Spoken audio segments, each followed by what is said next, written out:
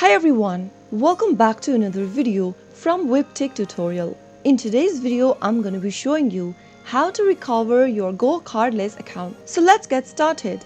Open a web browser and go to the URL box and type in GoCardless.com to get to the official website. Click on the login button appearing at the top right corner, and then in order to get access to your GoCardless account, you will need to enter your email and password. Just in case you've forgotten your password for your account, you can easily recover your account by clicking on this forgotten password link. On the next page, enter the email address associated with your GoCardless account. Once done, click on submit. A password reset instruction will be emailed to you on the particular email inbox. Open up the email inbox on a new tab and then click open the email that you received from GoCardless. Click on the link that says reset password, and on the next page you will then be prompted to enter the new password. Simply go ahead and create a new password, which will be easier for you to remember next time. Go ahead and enter the password once again on the next field and